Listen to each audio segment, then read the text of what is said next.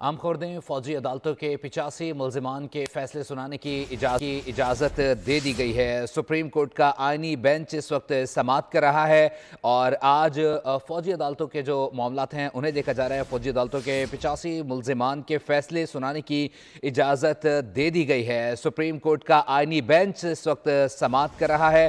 फौजी अदालतों में सिविलियंस के ट्रायल केस की सुप्रीम कोर्ट में समाअत इस वक्त जारी है और आपको बताते चलें कि इस वक्त 85 मुल्जिमान की जो मुतालिक फैसला है वो इजाज़त दे दी है सुनाने की। मजीद तफसीलात जान लेते हैं जुल्करनैन इकबाल से। जुल्करनैन, अपडेट कीजिएगा। देखिए, सुप्रीम कोर्ट ऑफ पाकिस्तान ने अपना जो अहकामात थे उनको मॉडिफाई किया है और अदालत ने अब इजाजत दे दी है फौजी अदालतों को मुकदमात के फैसले सुनाने की, और कहा है कि जिन मुल्जिमान को सजाएं होती हैं अगर, और उनको रेमिशन मिल सकती है, यानी कि सजाओं में रियायत मिल सकती है। जैसे पहले छोटी ईद के ऊपर लोगों को रिहा किया गया था, तो वो फौरी रियायत कानून के मुताबिक दे के जो अफराद है उनको रिहा किया जाए। और अगर किसी की रियायत नहीं बनती या किसी की सजा ज्यादा है और वो रिहायत का मुस्तहिक नहीं है, तो उनको सजाओं के फौरी बाद कानून के मुताबिक जो सिविल जेलें हैं उन जेलों में मुंतकिल किया जाए। सुप्रीम कोर्ट ने ये अहकाम जारी किए हैं। साथ ही साथ ये भी करार दिया अदालत ने कि जो फौजी अदालतों से होने वाली सजाएं हैं इनको जो हतमियत है इनकी वो सुप्रीम कोर्ट के फैसले से मशरूत होगी।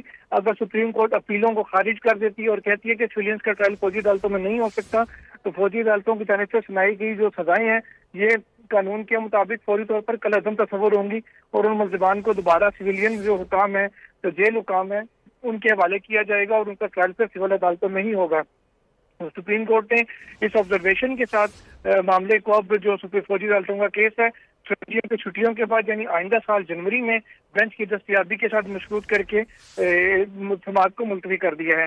ये जो हफीजुल्लाह नियाजी हैं जिनके बेटे फौजी अदालत में कैद हैं, वो जब रोस्टम पे आए लाहौर हाई कोर्ट से रजिस्ट्री से पेश हुए तो उनको अदालत ने कहा कि आपने गुज़श्ता समाअत पर भी यही इस्तदा की थी कि फैसला सुनाने दिया जाए ताकि जो कानून के मुताबिक रेमेडी है वो हम अवेल कर सकें।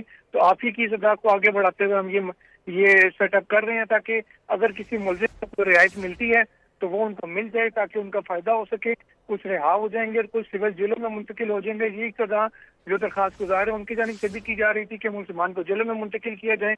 उसी बुनियाद पर अदालत ने अब अपने जो अहकामात थे उनको जरा उसमें तरमीम की है और जो हुक्म इम्तना था उसको तरमीम करते हुए फौजी अदालतों को पहले उन्होंने इजाजत दी थी रमजान में कि ईद तक जितने लोग रिहा हो सकते हैं उनको